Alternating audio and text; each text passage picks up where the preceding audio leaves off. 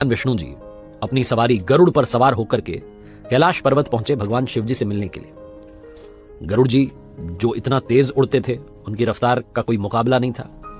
कैलाश पर्वत पहुंच गए, भगवान विष्णु जी भगवान शिव जी से मिलने के लिए अंदर चले गए और गरुड़ जी जो थे वो वहां कैलाश पर्वत की जो खूबसूरती थी उसे निहारने लगे। वो जो प्राकृतिक दृश्य था उसने उन्हें सम्मोहित कर लिया था। वो देख रहे थे कि कितनी सुंदर जगह पर भगवान शंकर जी रहते। तभी उनकी नजर एक छोटी सी चिड़िया पर पड़ी, रंग बिरंगी चिड़िया, छोटी सी प्यारी सी। और उसे देख करके गरुड़ जी सोचने लगे कि ईश्वर ने कितनी खूबसूरत चिड़िया बनाई है, कितनी सुंदर पक्षी ये बनाया है, बहुत ही खूबसूरत है। उसे निहार ही रहे थे कि तभी वहां कैलाश पर्वत पर यमदेव आ गए, यमराज आ गए।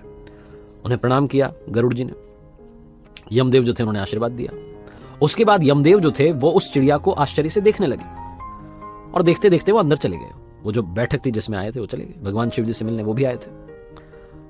अब जब वो अंदर चले गए तो गरुड़ जी को चिंता सताने लगी कि यमदेव ने उस छोटी चिड़िया को इतना आश्चर्य से देखा, इसका मतलब उस चिड़िया का समय आ गया है, अंत समय आ गया है।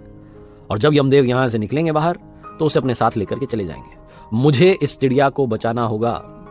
यही थॉट लेकर के गरुड़ जी सोचने लगे क्या करूं। उनके मन में एक विचार आया। वो पंजे में उन्होंने उस छोटी सी चिड़िया को दबाया और कैलाश पर्वत से उड़ गए।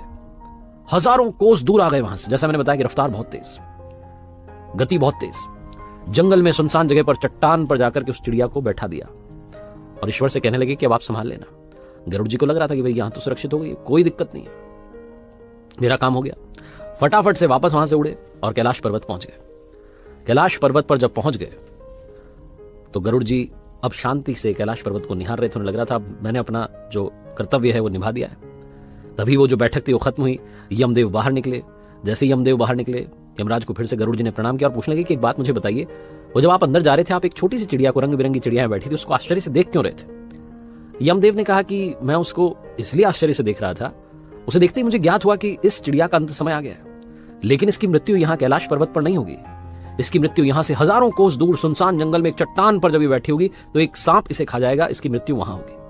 मैं जब अंदर जा रहा था तो ये सोच रहा था कि ये चिड़िया यहां से हजारों कोस दूर कैसे पहुंच जाएगी इतने से कम समय में। इसका समय तो आ चुका है और अब ये चिड़िया नहीं दिख रही है, इसका मतलब गरुड़, उस चिड़िया की निश्चित ही मृत्यु हो चुकी होगी। ऐसा बोलकर के यमराज वहां से चले गए और गरुड़ जी सोचने लगे कि मैंने क्या कर दिया।